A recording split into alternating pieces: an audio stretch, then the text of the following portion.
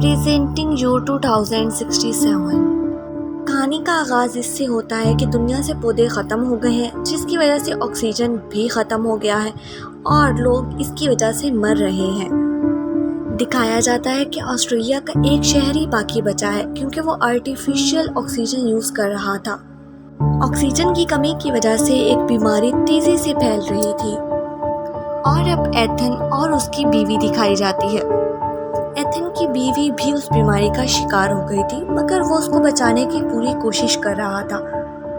Ethan हर तरह की machine खरीद कर अपनी बीवी को ठीक करने की कोशिश करता है। फिर दिखाया जाता है कि एथन को रेजिना ने अपने ऑफिस में बुलाया है। रेजिना ऑक्सीजन बनाने वाली कंपनी की CEO थी। वो इथन को बताती हैं कि ये बीमारी अगर इसी तरह फैलती रही तो ये दुनिया बहुत जल्द ख़त्म हो जाएगी।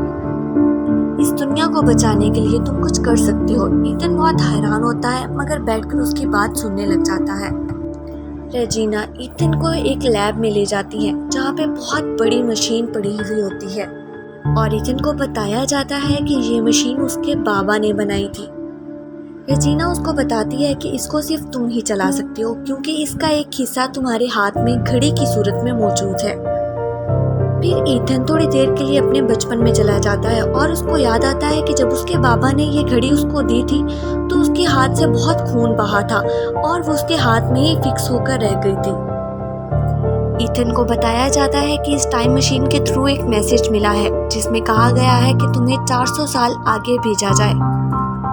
लैब का इंस्ट्रक्टर इथन को बताता है कि 400 साल बाद दुनिया फिर से पहले की तरह हो गई है। वहाँ पर प्लांट्स भी हैं, वहाँ पर ऑक्सीजन भी है और सारी दुनिया बिल्कुल वैसी ही है जैसी पहले थी। और तुम्हें तुम्हारे बाबा के तजुर्बे के मुताबिक वहाँ पर जाना है और वहाँ से प्लांट और ऑक्सीजन को लेकर आना है। यानी कि यहाँ पर ज़िंदगी तुम्हें फिर से नॉर्मल करनी है। इथन को लगता है कि वो सब लोग उसके साथ धोखा कर रहे हैं। अगर ऐसा नहीं भी है, इथन फिर भी नहीं जाना चाहता था क्योंकि उसकी बीवी बीमार थी। मगर वो लोग कहते हैं कि अगर तुम जाओगे और ऑक्सीजन लेकर आओगे तो हो सकता है तुम्हारी बीवी भी ठीक हो जाए। अब दिखाया जाता है इथन अपने दोस्त जूड के साथ होता है जो उसको फोर्स कर रहा होता है, मगर वो कहता है कि वो अपने बाबा के जैसा नहीं बनना चाहता जो बचपन में उसे और उसकी माँ को अकेला छोड़कर अपना तजर्बा करने के लिए चले गए थे। और उसकी माँ के इंतकाल के बाद सिर्फ जूड ही उसका साथी था, मगर जूड उसे कहता है कि अगर तुम जाओगे और वहाँ से ऑक्सीजन ले आओगे तो तुम्हारी बीवी भी ठीक हो जाएगी। वो कहता है कि तुमने मुझे हमेशा बड़ा भाई समझा है और बड़ा भाई होने के नाते मैं तुम्हें ये मशवरा देता हूँ कि तुम्हें जाना चाहिए। फिर दिखाया जाता है कि इथन अपनी वाइफ के साथ जाकर ये सारी बात डिस्कस करता है और वो भी कहती है कि तुम्हें जाना चाहिए।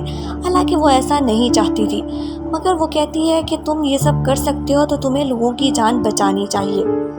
बहुत सोचने के बाद इथन रेजिना के पास जाता है और उसे कहता है कि मैं जाने के लिए तैयार हूँ, मगर मेरी एक शर्त है। अगर आप लोगों को इलाज मिल गया तो सबसे पहले मेरी बीवी का किया जाएगा। वो उसकी शर्त मानने के लिए तैयार हो जाते हैं। वो सब लोग लैब में जाते हैं और इथन के जाने की तैयारी शुरू हो जाती है। इथन को एक ख़ास किस्म का सूट पहनाया जाता है और उस मशीनरी के अंदर बिठा दिया जाता है। इथन को पास से कनेक्टेड रखने के लिए एक डिवाइस भी दी जाती है। फिर टाइम सेट करके मशीन को ऑन कर दिया जाता है। मशीन से मुख्तलिफ किस्म की हवाएं उड़ती हैं। फिर दिखाया जाता है कि इथन हवाओं में उड़ रहा होता है और उसको बहुत डर लग रहा होता है क्योंकि इससे पहले वो ऐसे कभी नहीं गया था। फिर वो आसमान से होता हुआ एक जंगल में जा गिरता है। दिखाया जाता है कि उसके कपड़ों को आग लग चुकी है। वो जल्द से जल्द कपड़े उतार देता है। इथन अब देखता है कि यहाँ पर दुनिया बिल्कुल पहले जैसी है। अब इथन आगे बढ़ता है तो उसको एक ढांचा नज़र आता है जिसके माथे पर गोली लगी हुई थी और इथन देखता है कि उस पर नाम इथन ही लिखा हुआ होता है। वो बहुत परेशान हो जाता है और इथन को जो डिवाइस पास से आते हुए साइंटिस्ट ने दी थी वो भी उसको वहीं पर मिलती है।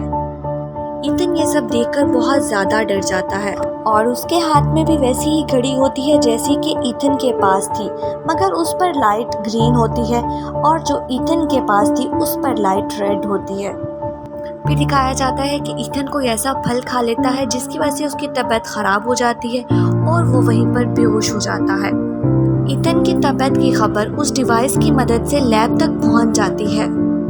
ईथन होश में आता है तो देखता है कि उसका फ्रेंड जॉर्ज उसके पास मौजूद है। अब दिखाया जाता है कि ईथन और उसका दोस्त एक स्टोर में जाते हैं और वो ढांचा जो पहले देखा था वो स्टोर के सामने भी मौजूद था।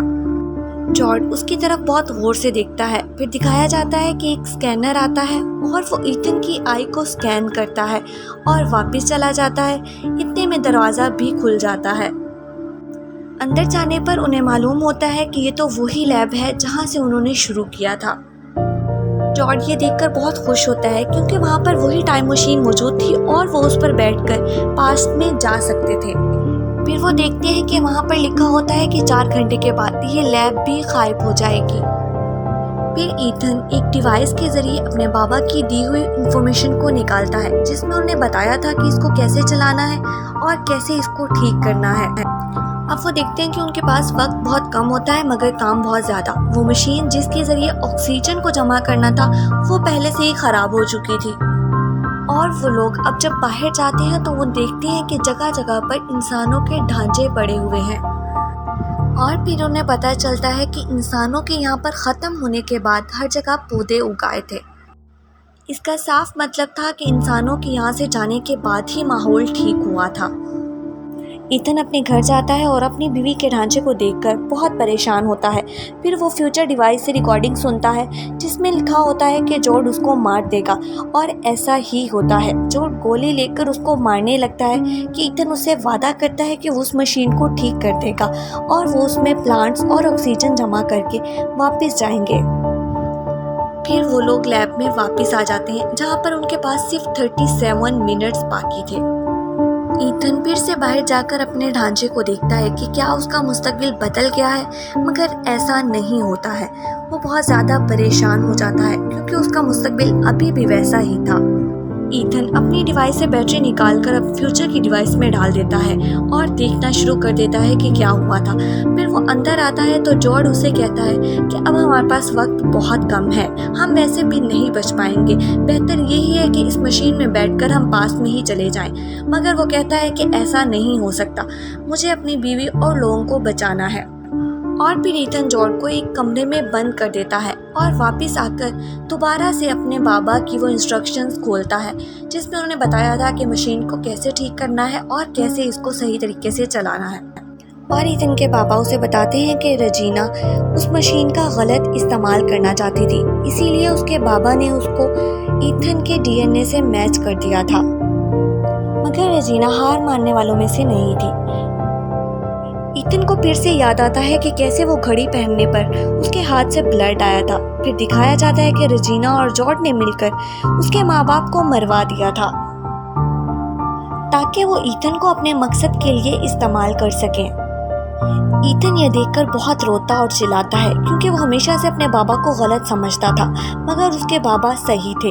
वो जॉर्ज को अपना भाई मानता था और उससे मोहब्बत करता था मगर जॉर्ज उसका दुश्मन था। इतने में जॉर्ज भी बाहर आ जाता है और वो उसके साथ लड़ने लग जाता है और उसे कहता है कि अगर मैं तुम्हें मारना ही चाहता होता तो बहुत पहले से मार चुका होता। मैं तुम्हें मारना नहीं चाहता था, मैं तुम्हें सच में अपना भाई मानता था, मैं तुम्हें रजीना से बचाना चाहता था, सिर्फ इसलिए उसके साथ मिला था। और जॉर्ज खुद को ही गोली मारकर मार देता है। ईथन बहुत मायूस होता है मगर फिर अपने काम का आगाज कर देता है और जल्द से जल्द सारे पौधे जमा कर वो पास में भेजना चाहता है। फिर वो सारे पौधे जमा करता है और मशीन को स्टार्ट कर देता है और वो अपने बाबा के कत्ल और बाकी सारी सबूतों को भी साथ में भिजवा देता है। मगर वो खुद पास में नहीं जाता और टाइम मशीन को वहीं पर ख़त्म कर देता है। रजीना को अरेस्ट कर लिया जाता है और वो अपनी बीवी के लिए एक फूल भी पास में भिजवाता है। फिर ईथन जब मशीन को ख़त्म कर देता है तो बाहर आकर देखता है वो ढांचा वहाँ पर मौजूद नहीं था, जिसका मतलब ये था कि पास्ट बदल चुका है। उसके एक अच्छे फैसले ने सब लोगों की जान बचा ली थी। इसी के साथ ही इस कहानी का इख्तिताम होता है।